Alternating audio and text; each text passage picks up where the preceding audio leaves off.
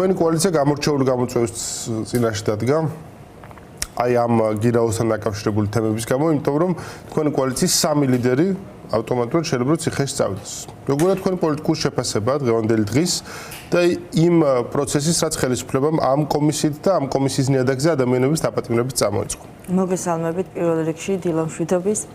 რა თქმა უნდა, რთული პროცესია როგორც ჩვენთვის, კოალიცია ცვლილებისთვის, ასევე ზოგადად საქართველოსთვის. ეს არის დიდი ხნის დაწყებული ბრძოლა თავისუფლებისთვის, ბრძოლა დამოუკიდებლობისთვის და რუსეთისგან საქართველოს განთავისუფლებისთვის და ამ ბრძოლაში ჩვენ გავდივართ ძალიან რთულ გზას, მათ შორის ჩვენ როგორც მოქალაქეები, ასევე კოალიცია ცვლილებისთვის, როგორც იცით, დღეს 3 საათზე არის ზურაგირჩი ჯაფარიძის ჩვენი ერთ-ერთი ლიდერი სასამართლოს ხდომა, სადაც წინა სასამართლოს ხდომა ეს, თუმცა ვინაიდან აღკვეთი ღონისძიების სახით მას შეფარდებული ქონდა გირაო და ამ გირაოს გადახდა არ მომხდარა.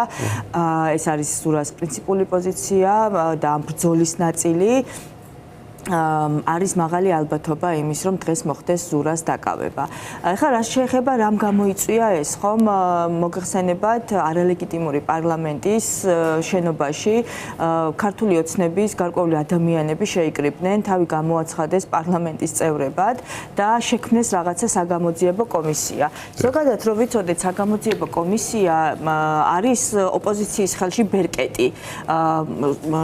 რეალურად რო შევხედოთ და სუფთა სამართლებრივი თვალსაზრისით რო შევხედოთ, რომ აკონტროლოს უმრავლესობა გარკვეულ ქმედებებთან დაკავშირებით და დღესდღეობით ამ კომისიის სახელით, ასე ვთქვათ, ეს არალეგიტიმური პარლამენტი იყენებს ტრიბუნას იმისათვის, რომ ადამიანებს ანახოს შოუ და იბრძოლოს იმისთვის, რომ საქართველოს დაკარგოს დამოუკიდებლობა ქვეყნის შიგნით. დღეს ასევე მნიშვნელოვანი აღინიშნოს, რომ ჩვენი პოლიცაბჭოს ერთ-ერთი წევრის დიმა ბიძინაშვილის პროცესია 2 საათზე.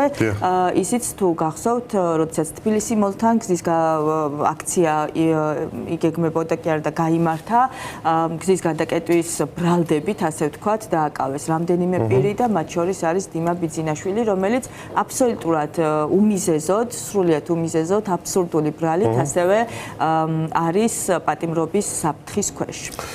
თქვენი პოლიტიკური ბრძოლის გაგრძელება როგორ წარმოგიდგენიათ, თუ თქვენი პოლიტიკური ლიდერები ამ შემთხვევაში ზურაბ-გირჩი ჯაფარიძე, ნიკა გვარამია და ნიკა მელია სამივე აღმოჩნდებიან ციხეში. შრომის ორგანიზებისათვის ეს ხალხი ალბათ მნიშვნელოვანია პარტიულ და კოალიციურ ჭრილში. როგორ უყურებთ ამ ნაწილს? რა თქმა უნდა, მნიშვნელოვანია ლიდერები, ნებისმიერ ორგანიზაციას, ნებისმიერ საქმიანობას ჭირდება ლიდერი, რომელიც აორგანიზებს, ასე ვთქვათ, მართავს პროცესებს და ასე შემდგომ, თუმცა ეს არის ბრძოლის ნაწილი, ამას ვიაზრებენ როგორც ჩვენი ლიდერები, ასევე ვიაზრებთ ჩვენ. და ჩვენი მუშაობა გაგრძელდება შეუფერხებლად და ბრძოლა საქართველოსთვის გაგრძელდება შეუფერხებლად. დარწმუნებული ვარ, რომ ჩვენი ლიდერების გუნდი ამას აუცილებლად შევძლებთ. გაქვთ თუ არა გეგმები მათ შორის იმასთან დაკავშირებით, გადაწყვეტილების მიღებას როგორ აპირებთ მას შემდეგ თუ ამ ხალხს დაიჭერენ, როგორ აპირებთ თქვა კოალიციური ცხოვრების გაგრძელებას, თუ ამასთან დაკავშირებით რაც მინდობილები ხართ პროცესებს ამ შემთხვევაში? ჩვენ ვაცნობიერებთ რა პროცესში ვართ დღეს და რა მოცემულობაში ვართ დღეს. რა თქმა უნდა, ჩვენ გვიწევს ფორსირებულად გადაწყვეტილებების მიღება, თუმცა ასევე გვაქვს ჩვენი, ასე ვთქვათ, შეხედულებები, ჩვენი მოქმედების გეგმა, რომელსაც აუცილებლად განვახორციელებთ და მივუყვებით ის, რომ თუ ქართულ ოცნებას, ბიძინა ივანიშვილის რუსულ რეჟიმს გონია, რომ ლიდერების დაკავებით, პოლიტიკური ოპონენტების და პოლიტიკური ლიდერების დევნით, სისხლის სამართლებრივი დევნით, მათ შორის უკანონო ციხეში გამოკეტვით, ვინმეს შეაშინებს, ან რაიმე პროცესს შეაფერხებს, ეს არის უბრალოდ ილუზია, ეს ასე არ მოხდება. რა თქმა უნდა, მუშაობაც გაგრძელდება, ბრძოლაც გაგრძელდება და პოლიტიკური ცხოვრებაც გაგრძელდება რთულ პერიოდში, თუმცა ყველა ვაცნობიერებთ იმას, რომ ჩვენ ვართ საკმაოდ რთულ პერიოდში.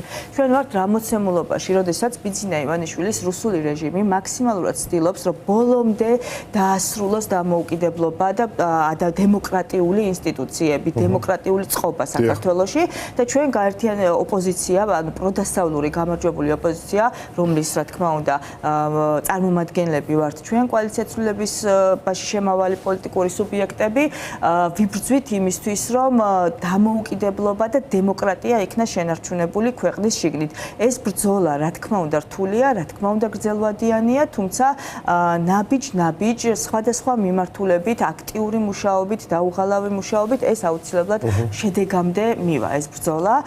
თქვენ იცით ჩვენი ერთობლივი მუშაობა საერთაშორისო ასპარეზზე და ისიც ის შედეგები, რაც საერთაშორისო ასპარეზზე გვაქვს მიღებული, ის მხარდაჭერა, ურყევი მხარდაჭერა, რომელიც ჩვენ საერთაშორისო პარტნიორებისგან გვაქვს. ასევე ადამიანები, ჩვენი მოქალაქეები ქვეყნის შიგნით არ ჩერდებიან, არ იღლებიან და ვერც დაიღლებიან, იმიტომ რომ ეს ბრძოლა გადის ქვეყნის დაკარგვის თუ შენარჩუნების ზღვარზე, ხომ? და ყავს გარდა პოლიტიკური ლიდერებისა, რომლებიც დღეს ხვალ შეიძლება გახდნენ ასევე რეჟიმის პატიმრები 50-ზე მეტი პატიმარი, რომელიც დღეს სრულიად უსაფუძვლოდ უბრალოდ სამშობლოს სიყვარულისთვის ზის ციხეში და თავისუფლება მათ, რა თქმა უნდა, ეს ბრძოლა მათი არის და მათთვისაც არის და ისინი ამ ბრძოლის სათავეში დგანან, ასე ვთქვათ. ასევე ჩვენ ამ დღეებში ველოდებით, როგორც თავში აღნიშნეთ, უახლოს პერიოდში იქნება ნიკამელიას სასამართლოს ხდომა და შემდგომ უკვე ივნისის დასაწყისში იწურება გვარამიას გირაოს გადახდის ვალდებულება, ასევე მათი გაცხადებული პოზიციაა, რომ არ იქნება თანამშრომლობა რეჟიმთან. რა მოგვიტანა შედეგები ჩვენ დღეს, ხომ? მოგვიტანა პრინციპულმა პოზიციამ და მოგვიტანა არ თანამშრომლობამ. ეს არ თანამშრომლობა უნდა გაგრძელდეს და ასევე უნდა ვიყოთ მკაფიოები ჩვენ ადამიანებს, ჩვენს ამომრჩევლებს, საქართველოს მოქალაქეებს უნდა ვუთხრათ სიმართლე და უნდა შევასრულოთ ის, რასაც ვიტყვით. ჩვენ კოალიცია ცვლილებისთვის ამ ბრძოლაში ვართ მკაფიოებიც, თანმიმდევრულებიც და ასე გაგრძელდება არ თანამშრომლობა რეჟიმთან, სანამ ეს რეჟიმი არ დასრულდება. წინ 26 მაისს მოდის, რომელიც მნიშვნელოვანი ეროვნული თარიღი არის ყველა ქართველისათვის, ჩვენი დამოუკიდებლობის დღეა. როგორ უყურებთ ამ თარიღის აღნიშვნის გარემოებებს, რა ადგილი უნდა იკავოს პროტესტში და რა მოლოდინები უნდა გქონდეს ამ თარიღთან დაკავშირებით? 26 მაისი არის ძალიან მნიშვნელოვანი დღე, მნიშვნელოვანი როგორც ისტორიული თვალსაზრისით, ასევე დღეს ამ მოცემულობაში და ამ დროს ძალიან მნიშვნელოვანია გაერთიანება, ერთად დგომა და ერთიანობა. ერთიანობა როგორც პროდასავლური ოპოზიციური პარტიების, ასევე მოქალაქეების, ასევე სამოქალაქო საზოგადოების. ძალიან მნიშვნელოვანია, რომ ჩვენ როგორც ჩვენ საერთაშორისო პარტნიორებს, ასევე ჩვენი რეჟიმის ტყვეებს, რომლებიც გვიყურებენ დატყვევებულები საპატიმროებიდან და თავად საკუთარ თავებს დავანახოთ, რომ ძლიერები ვართ, რომ ბევრნი ვართ და რომ ეს ბრძოლა აუცილებლად ჩვენი ერთადდგომით დასრულდება გამარჯვებით. ამიტომ მე დარწმუნებული ვარ, რომ ამ დღეს ეს ერთობა შედგება, ჩვენ ბევრნი ვიქნებით და კიდევ ერთხელ ხმამაღლა დავაფიქსირებთ ჩვენ სათქმელს, როგორც ქვეყნის შიგნით, ასევე ქვეყნის გარეთ. მარიკა, თქვენ მრავალი წელი ადვოკატი ბრძანდებოდით და შესაბამისად იცნობთ ამ სფეროს სპეციფიკას. თქვენი აზრით, ბოლო თვეებში სასამართლო პროცესებმა რამდენად გაუარეს სამხრივ არსებული მდგომარეობა და რამდენად უფრო ნათელი გახადა თქვენთვის მათ შორის ის მახინჯი და მავნე პრაქტიკა და წესრიგი, რაც იქ არის დამყარებული? ის რაც სასამართლოში ხდება დღესდღეობით არავითარ კავშირში არ არის არც მართლმსაჯულებასთან და არც სამართლიანობასთან. სამწუხაროდ ყველა პროცესს ეთყობა გავლენა და როგორც ადმინისტრაციულ პროცესებს, ასევე სისხლისამართლებრივ პროცესებს. გავლენა და ასე ვთქვათ, არასწორი გადაწყვეტილებები, რომლებიც არ არის მტკიცებულებებზე დაფუძნებული, რომელიც არ არის სამართლებრივ სტანდარტებზე და მოცემულობაზე დაფუძნებული. სასამართლო არის ის რგოლი, რომელსაც შეუძლია კი არა, ვალდებულია, რომ უზრუნველყოს ქვეყანაში მართლმსაჯულების განხორციელება, ანუ მას აქვს ერთადერთი, ასე ვთქვათ, ორგანოა, რომელსაც შეუძლია კონტროლი გაუწიოს, როგორც ხელისუფლების აღმასრულებელ და საკანონმდებლო შტოს, ასევე ზოგადად ქვეყანაში ადამიანის უფლებებს და უზრუნველყოს ეს. სასამართლო არის ის ორგანო და მოსამართლე იმდენად მაღალი თანამდებობის პირია, რომ მას შეუძლია შინაგან საქმეთა სამინისტროს და პროკურატურას აი ცხვირში მიარტყას ის თავის მოუმზადებელი და გაყალბებული საქმეები. მას შეუძლია პირდაპირ უთხრა შინაგან საქმეთა სამინისტროს, რომ შენგან მოტანილი, შემოსული უსაფუძვლო საქმეები არ დაკმაყოფილდება და ადამიანის უფლებები ამ ქვეყანაში იქნება დაცული, თუმცა ის ამას არ აკეთებს, ამას ექნება შესაბამისი შედეგები. ყველა ის საქმე, რომელიც მიიღება როგორც ადმინისტრაციული წესით, ასევე სისხლისამართლებრივი წესით, იქნება შესწავლილი კომპეტენტური კვალიფიციური კომისიის მიერ, რომელიც შესაბამის შედეგებს აუცილებლად გამოიღებს და დღეს თითოეულ მოსამართლეს უნდა ესმოდეს, რომ ის ვალდებულია დაიცვას ადამიანის უფლებები, ის ვალდებულია უზრუნველყოს ქვეყანაში მართლმსაჯულება. თუ ვერ ასრულებენ მათ ვალდებულებებს, წავიდნენ და ასე ვთქვათ, არ დაემორჩილონ რეჟიმის მითითებებს. 10,000 და 100,000 ქართველია წასული უცხოეთში ემიგრაციაში სამუშაოდ. ისინი თიშოვენ რაღაც ადგილს, თავარია. ამ ქვეყნის მომავალს მოგაყიდიან. ნამდვილად და სისხლის მიმართულებით, აი ბოლო кейსი თუნდაც რომ ავიღოთ, ბოლო შემთხვევა, როდესაც პოლიტიკური ლიდერების დევნას აქვს ადგილი, პირდაპირ შემიძლია ვთქვა, რომ აქ საერთოდ არ აქვს სისხლისამართლის მოცემულობასთან საქმე, იგივე ქმედებას, რომც დავუშვათ, აი თეორიულად რომ დავუშვათ, რომ საქმე გვაქვს კომისიასთან და კომისიაზე არ გამოცხადებასთან, ეს წარმოადგენს ადმინისტრაციულ სამართალდარღვევათა კოდექსით გათვალისწინებულ ქმედებას და როდესაც ადმინისტრაციული, ანუ უფრო მსუბუქი ფორმა არსებობს პასუხისგების სამართალში ესეთი პრინციპია და ესეთი წესი მოქმედებს, რომ უნდა იქნეს გამოყენებული ეს და მე მაინტერესებს რა პასუხს გასცემენ უკვე ასე ვთქვათ კეთილსინდისიერ კვალიფიციურ კომისიას, რომელიც შეისწავლის ამ საქმეებს და ამ მოსამართლეების მიერ მიღებულ გადაწყვეტილებებს, ეს მოსამართლეები, როდესაც დადგება ამის დრო და ამის დრო აუცილებლად დადგება. მოდით ვისაუბროთ იმ ორგანოებზე, რომლებიც წესით ამ მხრივ ერთმანეთის თავზე დგანან, იმ გაგებით, რომ მათი პასუხისმგებლობა უზრუნველყონ ზედამხედველობა, ხო? აი პროკურატურაზე როცა ვსაუბრობთ, მარიკა, ჩვენ ვსაუბრობთ ორგანოზე, რომელიც საქმე არის გამოიძიოს მაღალი თანამდებობის პირობის მიერ ჩადენილი დანაშაულები, გამოიძიოს ადამიანების წამება, ხო? ანუ პროკურატურის უმოქმედობა და უკვე დანაშაულია. ანუ ის რომ მათ რაღაც ვერ შეამჩნიეს, ამის გამო შეიძლება და გასამართლდნენ ისინი. ამ ნაწილზე რომ ვილაპარაკოთ, თუ შეიძლება რა ტიპის მოვლენა იყო, მათ შორის სპეციალური საგამოძიებო უწყების შექმნა და მე ხა უკან შეერთება პროკურატურასთან. ნახეთ, ჩვენ ვუყურებთ პროცესს, როდესაც ყველა დემოკრატიული ინსტიტუციის გაუქმებას ახორციელებენ, გარდა იმისა, რომ ეს ინსტიტუციები ისედაც ქართული ოცნების ივანიშვილის რეჟიმის პირობებში იყო უფუნქციო, მას არ ჰქონდა არავითარი შედეგი, ახლა ვუყურებთ, რომ საერთოდ აუქმებენ ამ ინსტიტუციებს, ხომ?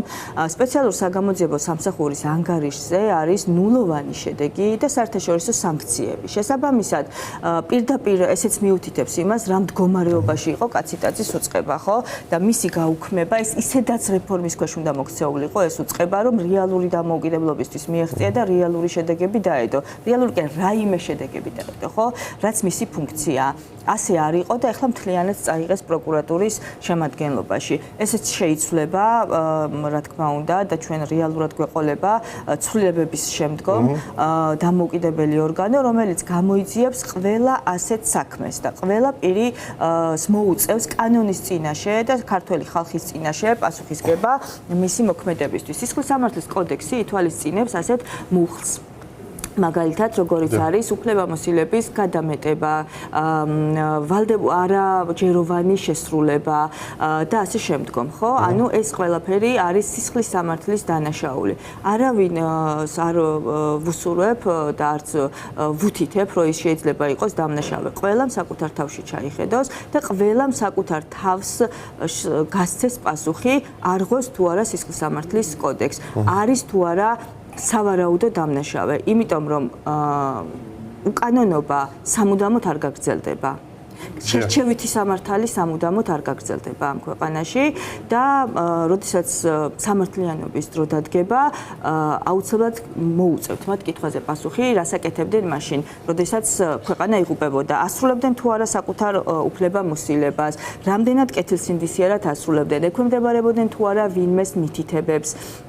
იღებდნენ თუ არა სამართლიან და სამართლებრივ ჩარჩოში მოქცეულ გადაწყვეტილებებს, მოქმედებდნენ შერჩევითი სამართლის პირობებში თუ კანონის უზენაესობა მათთვის იყო მნიშვნელოვანი.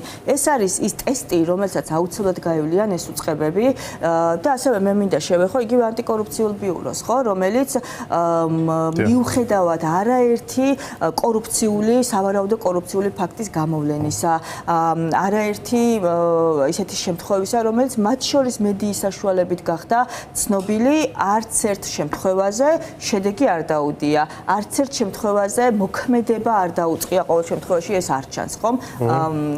საზოგადოებისთვის და მათ შორის არ არის ანუ ერთ დაპატიმრებული არ გვინახავს, ახლა ამდენი ადამიანი დაილეცა და ამდენი ადამიანი ცემეს და აწამეს და ერთი სპეცსაზმელიც კი როგორ არ დაიჭირეს. საგამოძიებო სამსახურის უფლებამოსილება, რომელიც ფაქტია, რომ არ შესრულდა. თუმცა ეს უფლებამოსილება არა მარტო სპეციალურ საგამოძიებო სამსახურს, არამედ შემდგომ უკვე პროკურატურის ვალდებულება იყო და ვხედავთ, რომ ორი ამხელა უწყება იყო უფუნქციო. ან მოქმედებდა მითითებების ფარგლებში შერჩევითი სამართლით. მარიკა, როცა საუბრობთ ჩვენ ამ უწყებებზე და მოსამართლეთა ასე ვთქვათ, კლანზე. ამ შემთხვევაში ამ ადამიანების პრობლემა უფრო სინდისშია თუ უფრო კომპეტენციაში? აი, საინტერესოა ალბათ ამის გარკვევაც, იმიტომ რომ ორივე მძიმე მიმართულება, ორივეს გამოსწორება ძალიან რთული არის რაღაც ასაკის მერე. ერთი საერთოდ აღარ სწორდება სინდის მიმართულება ჩემს აზრით, მაგრამ როგორ ფიქრობთ, აი რა არის მათი მთავარი პრობლემა? მთავარი პრობლემა არის ის, რომ გავლენები საკმაოდ გავრცელებულია უკვე და ფესვებ გადგმულია სასამართლოში. რა თქმა უნდა, სასამართლოში არიან მოსამართლეები, რომლებიც დღემდე შიგნიდან იბრძვიან მათ შორის კანონის უზენაესობისთვის, მაგრამ ასეთი მოსამართლეები არიან თითზე ჩამოსათვლელები, უბრალოდ სამართლიანობისთვის მნიშვნელოვანი რომ აღინიშნოს, რომ ისინიც არიან და მათი ხმაც გვესმის ჩვენ. თუმცა მთავარი პრობლემა არის ის, რომ სასამართლოს სჭირდება რეფორმა და ეს რეფორმა არც ერთხელ არ ჩატარდა. იყო რეფორმების მცდელობა, თუმცა ამ მცდელობებით რეალურად რეფორმა კი არ ჩაატარეს, უფრო გააძლიერეს გავლენები ამ ეგრეთ წოდებული კლანის, ანუ გავლენიანი ჯგუფის. დღეს სასამართლოში არის ძალიან მძიმე მდგომარეობა, იმიტომ რომ ერთი რომ გავლენას ექვემდებარება მოსამართლე, ანუ პირი, რომელმაც უნდა უზრუნველყოს კანონის უზენაესობა ქვეყანაში და მეორე გვაქვს საქმე ასევე რიგ შემთხვევებში, არა ყველა შემთხვევაში, მაგრამ კომპეტენციის ნაკლებობასთანაც. მე ვესწრები ამ პროცესებს, მე თვითონ კი ვარ ადვოკატი, მაგრამ სისხლის მიმართულებით არა ვარ. მაგრამ ვესწრები მათ შორის სისხლის პროცესებს და ის სამართლებრივი აბსურდები, რომელსაც ვუყურებ, როგორც ადმინისტრაციულ, ასევე სისხლის სამართლებრივ საქმეებში, ან გამოწვეულია ღრმა მონობით და მორჩილებით, ან სამართლის და იურისპრუდენციის სრული უცოდინრობით. არჩევნებთან დაკავშირებით მინდა ვიკითხო, საარჩევნო პროცესთან დაკავშირებით ბოლო პერიოდში ხელისუფლებამ კიდევ უფრო გაართულა დამკვირვებლების მოქმედება უბანზე, ხო, ბევრი კანონი მიიღო ამ მიმართულებით, ბევრი შეზღუდვა მიიღო და ამასთან ერთად ნდობა საარჩევნო პროცესის მიმართ ნულზეა დასული.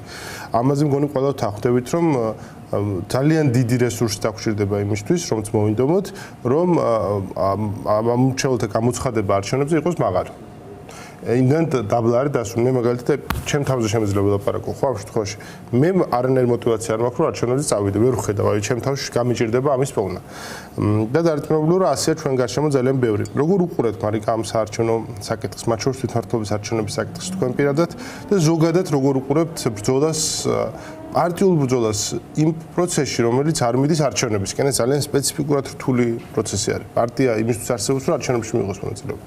დიახ, პარტია ნამდვილად იმისთვის არსებობს და პოლიტიკური ცხოვრება იმისთვის არსებობს დემოკრატიული წყობილების ქვეყნებში, რომ არჩევნებში მიიღოს მონაწილეობა და არჩევნების გზით მოხდეს ხელისუფლების ცვლილება და შესაბამის მერე რეფორმების გატარება იქნება თუ ქვეყნის მართვა დემოკრატიულ ფარგლებში, მაგრამ ჩვენ დღესდღეობით იმისათვის, რომ არჩევნებში მივიღოთ მონაწილეობა, უნდა გქონდეს არჩევნები.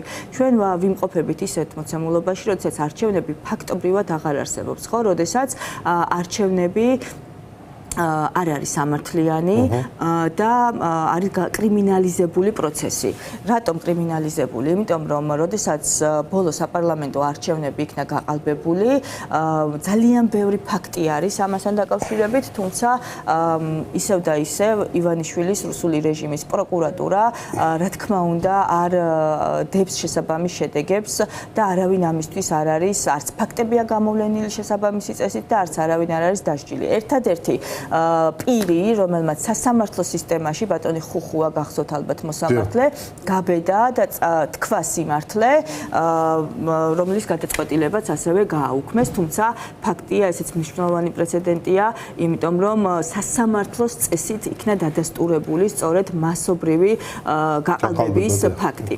ამასთან დაკავშირებით, როდესაც ჩვენ არ გვაქვს ცენტრალური საარჩევნო კომისია კეთილსინდისიერი პირებით დაკომპლექტებული, მეტიც დასანქცირებული ცენტრალური საარჩევნო კომისია ყავს ხომ, როდესაც საარჩევნო კანონმდებლობა მთლიანად მორგებულია რუსული რეჟიმზე, ანუ ივანიშვილის ქართულ ოცნებაზე, რომელიც დაწერს ციფრებს, ანუ არავითარი მნიშვნელობა არ ექნება არჩევნებზე მისვლას, დაწერს უბრალოდ ციფრებს. როდესაც დამკვირვებლებს, საერთაშორისო დამკვირვებლებსაც ეზღუდებათ მონაწილეობის მიღება, იქ ისეთი წინაპირობები იქნა ჩადებული. როდესაც ქართულ არასამთავრობო ორგანიზაციები ვერ შეძლებენ ჩართვას, იმიტომ რომ სრული ძალით ამოქმედებენ უკვე ამ რუსულ კანონს და მის შედეგებს უკვე ვხედავთ, ხო ჩვენ. ამ პირობებში არჩევნები ერთი რომ არ არსებობს და ამიტომ ვერ მიიღებთ მონაწილეობას და მეორე ადგილობრივი თვითმმართველობის არჩევნები არ არის ახლა ის არჩევნები, რომელიც უნდა ჩატარდეს. უნდა ჩატარდეს საყოველთაო საპარლამენტო არჩევნები იმისათვის, რომ შეიცვალოს ქვეყანაში კურსი, შეიცვალოს რეჟიმი, ხელისუფლებასაც ვერ ვიტყვი, შეიცვალოს რეჟიმი. სწორედ ეს არის ადამიანების მოთხოვნა, სწორედ ეს არის რეალურად ის ცვლილებები, რაც არის მნიშვნელოვანი და საჭირო. არალეგიტიმურ პროცესში ჩვენ ვერ მივიღებთ მონაწილეობას და ჩვენ ფაქტობრივად გაყალბებული საპარლამენტო არჩევნების შემდგომ ვიყავით და ვართ ძალიან მკაფიოები და პირველებმა ვთქვით, რომ ამ არჩევნებში არ მივიღებთ მონაწილეობას. მარიკა, ეს არის წითელი ხაზი, რომლის იქითაც თქვენ აღარ აპირებთ, რომელიც რთულს გახდის ურთიერთობას იმ პარტიებთან, რომლებიც თქვა შეიძლება გადაწყვიტონ ამ არჩევნებში მონაწილეობის მიღება. ასე უყურებთ ამ საკითხს. ამ არჩევნებში მონაწილეობის მიღება არ შეიძლება, რომ არ შევიდეთ რუსული ბიძინა ივანიშვილის რუსული ოცნების თამაშში. რაც უფრო მეტი ბუნდოვანება იქნება, რაც უფრო მეტი ისეთი ნაბიჯი იქნება, რომელიც მათ მოუტანს ლეგიტიმაციას, ეს არის ის, რაც სჭირდება ბიძინა ივანიშვილს.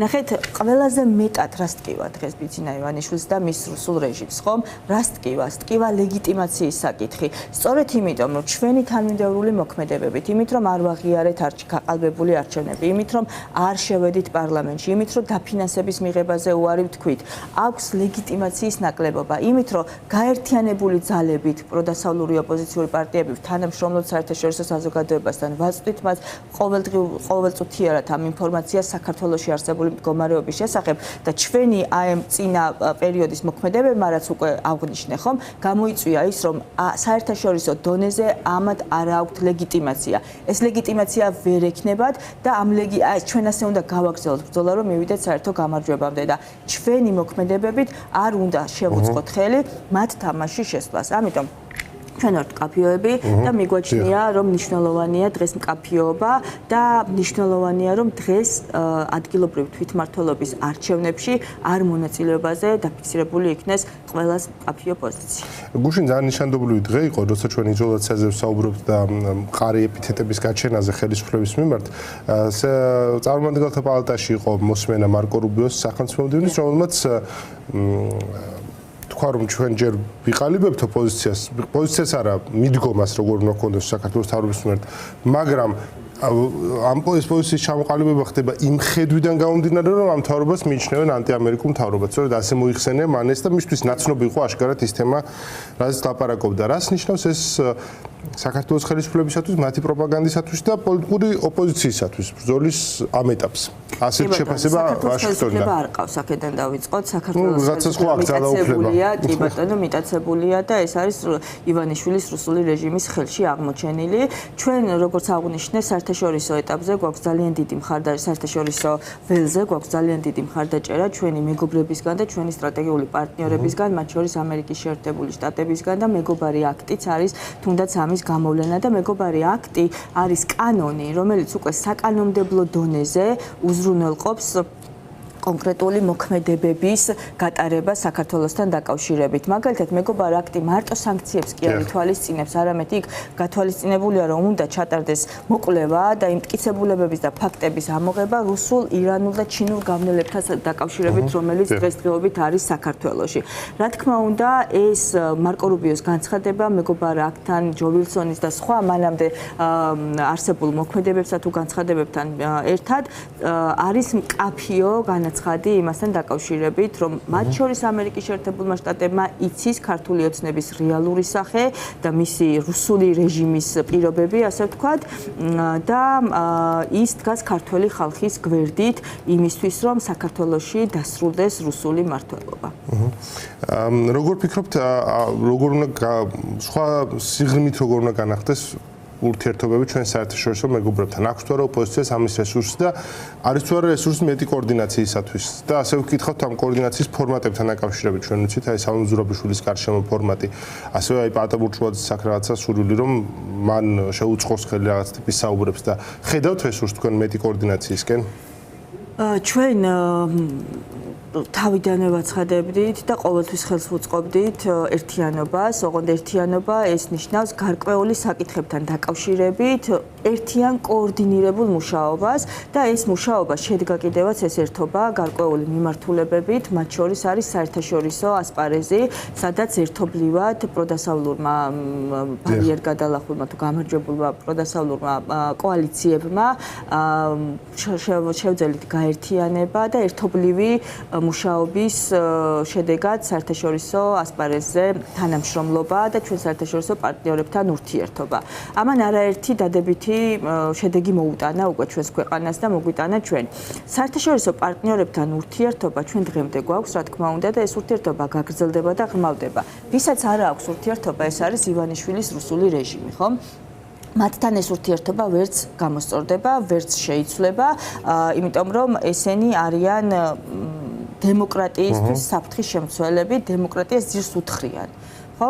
შესაბამისად, საერთაშორისო დონეზე როგორ უნდა გამოსწორდეს ურთიერთობები, აქ არის ძალიან მარტივი პასუხი, ცვლილებების შემდგომ ეს ურთიერთობები ისედაც გაგრძელდება, იმიტომ რომ ჩვენ დღეს ეს ურთიერთობები გვაქვს და ეს თანამშრომლობა გრძელდება ისეთივე მეგობრულ და პარტნიორულ ფარგლებში, როგორც აქამდე იყო, მანამ სანამ ივანიშვილის რუსული რეჟიმი ამ ურთიერთობებს გააფუჭა. მადლობა ძალიან.